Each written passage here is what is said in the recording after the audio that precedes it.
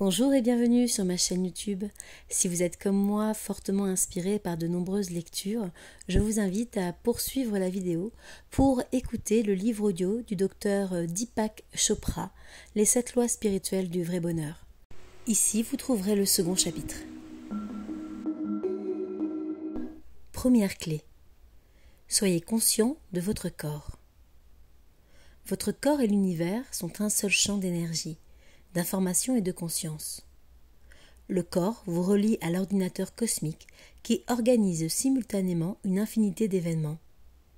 En écoutant votre corps et en lui répondant en pleine conscience, vous exploitez le champ des possibilités infinies, où l'expérience normale est la sérénité, l'harmonie et la joie. Il n'y a qu'un seul temple dans l'univers, c'est le corps humain. Citation de Thomas Carlyle.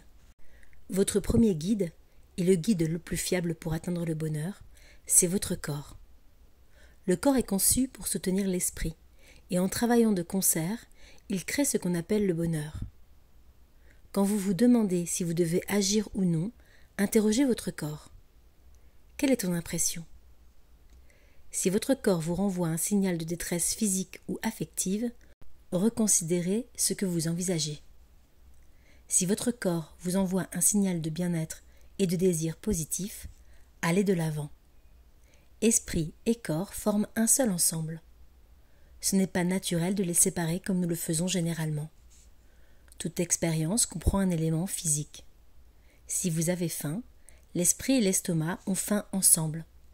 Si vous faites une expérience spirituelle extraordinaire, les cellules de votre cœur et de votre foi la partagent. Vous ne pouvez pas avoir une seule pensée, une seule sensation, ni un seul sentiment sans que votre corps ait une réaction. Quelle est la première clé du bonheur?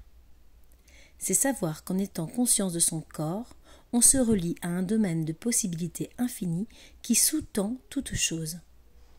Pourquoi l'esprit, le corps et l'âme se sentent-ils séparés alors qu'ils ne le sont pas? Parce que nous ne sommes pas suffisamment conscients. La conscience a un pouvoir colossal. Elle est à l'écoute de chaque cellule. Elle règle les innombrables interactions du corps.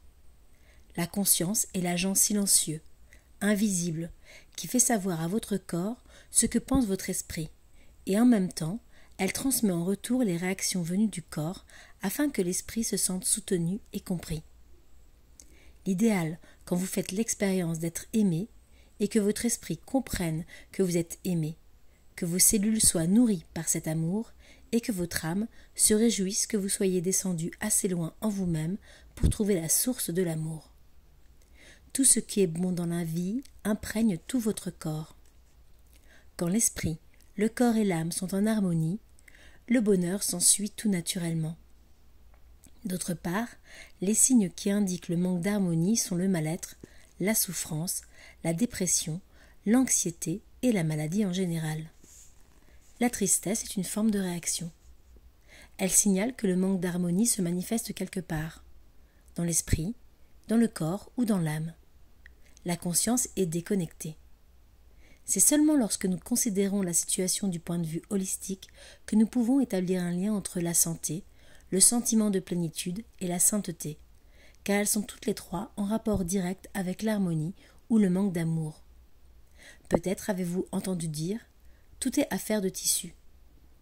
En d'autres termes, les problèmes psychologiques tels que la colère, la dépression, la névrose, l'animosité et l'angoisse flottante ne sont pas simplement psychologiques. Ils ont un corrélat dans le cerveau et grâce au système nerveux central, le cerveau avertit chaque cellule et chaque tissu de votre corps que vous avez un problème. Le champ d'énergie entier frémit au moindre petit pincement de douleur ou de plaisir. Autrement dit, le champ d'énergie est conscient. Quand vous prêtez attention à ce que vous dit votre corps, votre conscience est considérablement accrue. Être conscient, ce n'est pas la même chose qu'avoir une pensée.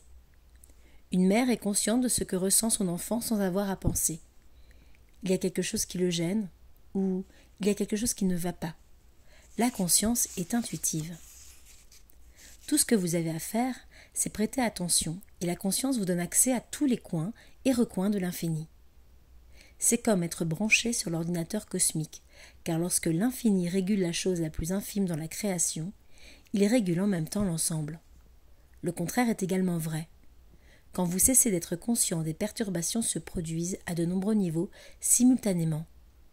Les réactions en boucle ne se font plus comme elles devraient entre l'esprit et le corps. Le flux d'énergie et les apports de nourriture dont a besoin chaque cellule commencent à diminuer. En ne prêtant pas attention à votre corps, celui-ci se trouve dans une situation fâcheuse, tout comme un enfant dont on ne prend pas soin. Comment un enfant peut-il espérer se développer normalement si ses parents ne font aucun cas de lui, s'ils n'entendent pas ses appels au secours, et si cela leur est égal qu'il soit heureux ou malheureux? On peut poser la même question pour le corps, et on obtient la même réponse. Le corps ne cesse pas de se développer vers l'âge de 20 ans, âge qu'on appelle de façon arbitraire maturité. Même les gènes subissent ce changement continuel. Le changement n'est jamais neutre. Ou bien il mène à la croissance, au développement et à l'évolution, ou bien il mène dans la direction opposée, au déclin, à la décrépitude et au chaos. Tout dépend de la façon dont vous prêtez attention, car l'attention est votre lien avec le champ infini des possibles. Ce champ possède certaines qualités ou attributs qui nourrissent l'esprit, le corps et l'âme. 3 qualités contribuent au bonheur de la façon la plus significative. L'intelligence est la première. Quand vous écoutez votre corps, vous écoutez subrepticement l'esprit de l'univers, ce qui implique que vous accomplissez de nombreuses tâches à la fois. Un corps humain peut élaborer des pensées, jouer du piano, sécréter des hormones, réguler la température de la peau, tuer des microbes, éliminer des toxines et faire un bébé, tout cela en même temps. C'est une manifestation miraculeuse d'intelligence. L'intelligence vous donne aussi la possibilité d'opérer des choix qui vous permettent d'être accomplis. Nombreux sont ceux qui considèrent que l'accomplissement est quelque chose de mystérieux, mais nous pouvons percevoir ses composants élémentaires. Le sentiment d'accomplissement résulte de pensées justes, de sentiments justes et d'actions justes. Dans chaque cas, le corps est impliqué. Nous ne devons pas établir de frontières artificielles entre une cellule du foie qui fait un choix juste et l'esprit qui fait un choix juste. L'intelligence comprend les deux. Si elle commet une erreur au niveau chimique ou génétique, la cellule meurt ou devient maligne. L'esprit distingue ce qui est bien de ce qui est mal à un niveau différent, le niveau de l'éthique, c'est-à-dire de la morale. Les émotions existent à leur propre niveau. Elles distinguent les sentiments bénéfiques des sentiments toxiques, ou les relations pleines d'amour des relations qui font de la peine. Quand vous êtes pleinement conscient de votre corps et de ce qu'il vous dit, l'intelligence amplifie ses qualités. Sa portée est infinie. Pendant que le corps humain accomplit d'innombrables processus physiques, il suit le mouvement des étoiles et des planètes, parce que vos rythmes biologiques sont en fait la symphonie de tout l'univers. C'est pourquoi nous disons que le corps est l'univers, un chant, une symphonie. Le deuxième attribut de l'infini est la créativité. Grâce à la créativité, le flux de la vie est toujours caractérisé par la fraîcheur et le mouvement. La créativité fait obstacle à l'inertie. Pendant la majeure partie du temps, le corps semble enlisé dans la routine. Une respiration est semblable à une autre. Un battement de cœur est la répétition du précédent.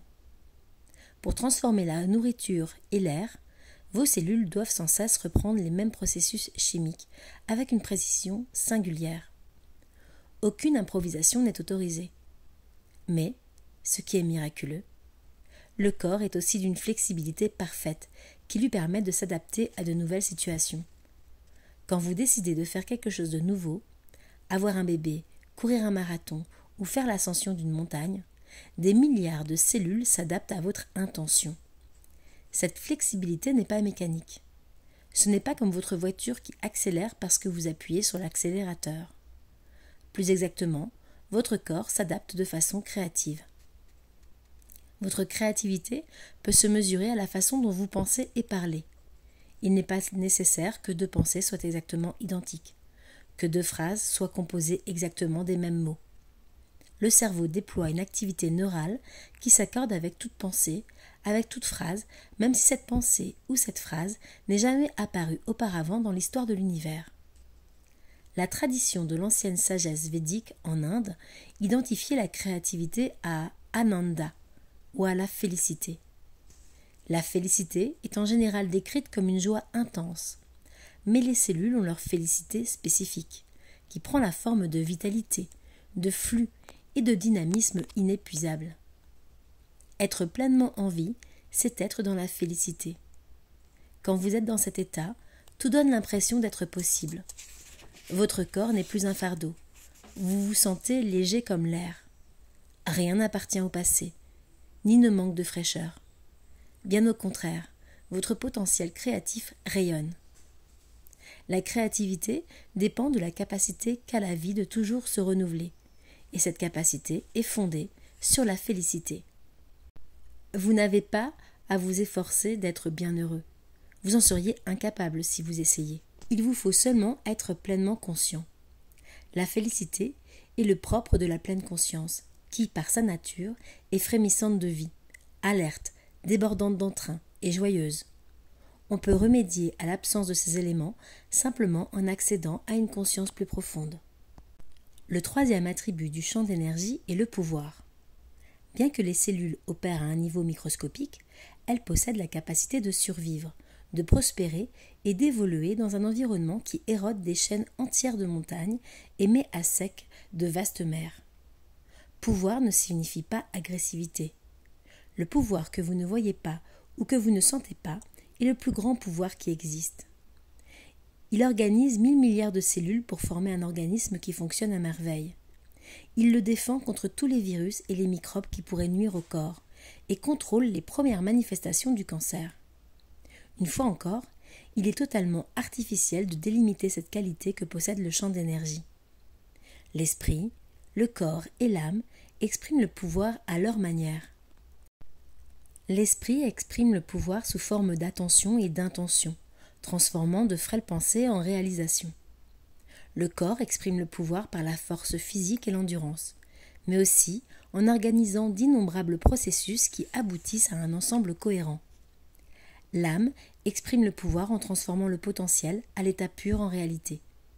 Selon la tradition indienne, le pouvoir spirituel, appelé Shakti, est le plus fondamental. Quand vous possédez la Shakti, vous pouvez changer l'invisible en visible. Quoi que vous imaginiez se manifeste sous forme de réalité. Il n'existe aucun obstacle entre désir et accomplissement. La Shakti n'a rien de mystique. Elle est une qualité innée de la conscience, sans laquelle d'invisibles molécules d'oxygène s'égareraient dans l'atmosphère. Pratiquez la pleine conscience et ces mêmes molécules apporteront la vie à toutes les cellules du corps. En allant encore plus profondément, la Shakti vous permet de participer à la création de l'univers. Vous n'êtes pas un observateur passif dans le cosmos. L'univers entier s'exprime à travers vous à cette minute même. Il se connaît à travers vous alors que la pleine conscience se replie sur elle-même. Comme un transformateur qui diminue le voltage qui passe dans les lignes à haute tension, votre corps ramène l'énergie de l'univers à l'échelle humaine. Mais elle garde le même pouvoir. La charge électrique infinitésimale émise par une seule cellule du cerveau est parfaitement identique à la tempête électromagnétique que l'on trouve dans une galaxie entière. Ce pouvoir est canalisé à travers la pleine conscience, ce qui signifie que lorsque vous êtes pleinement conscient de quoi que ce soit en vous ou en dehors de vous, vous augmentez votre part de pouvoir dans l'univers.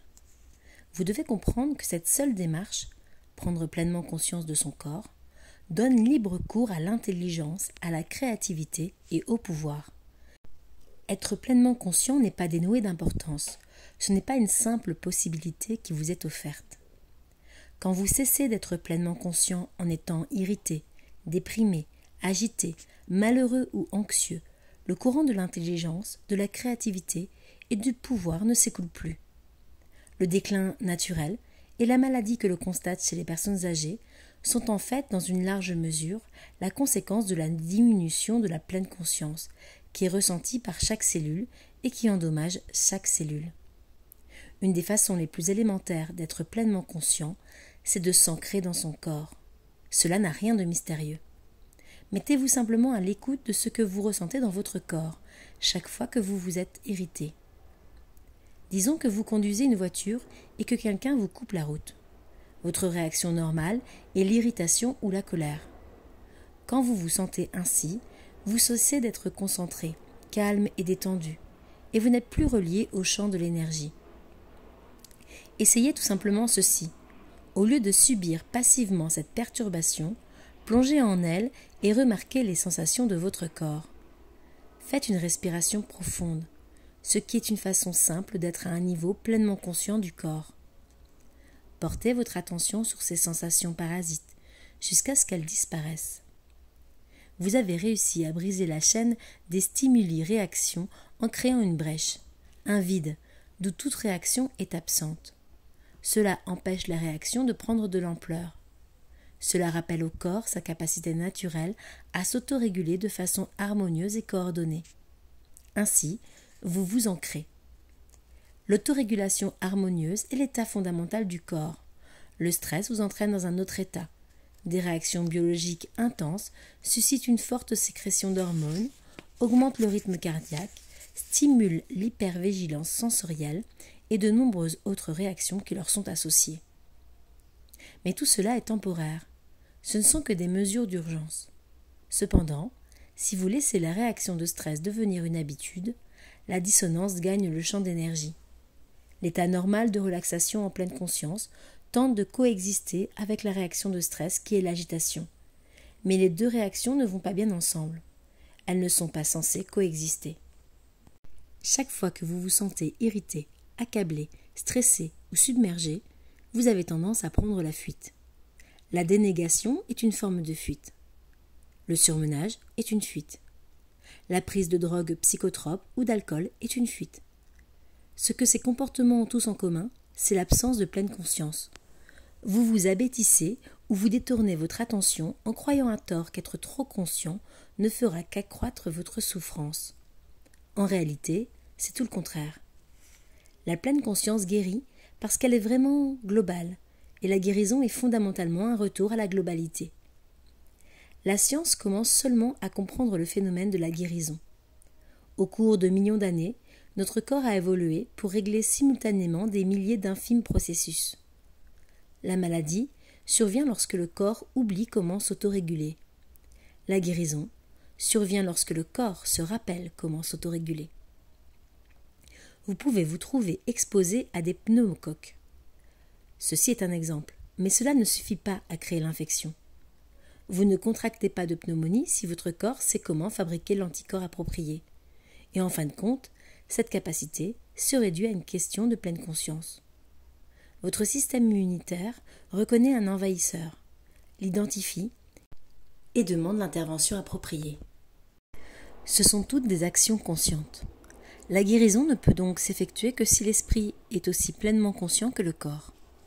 En médecine, nous distinguons le système nerveux, le système endocrinien, le système cardiovasculaire, mais nous ne connaissons pas le système de guérison.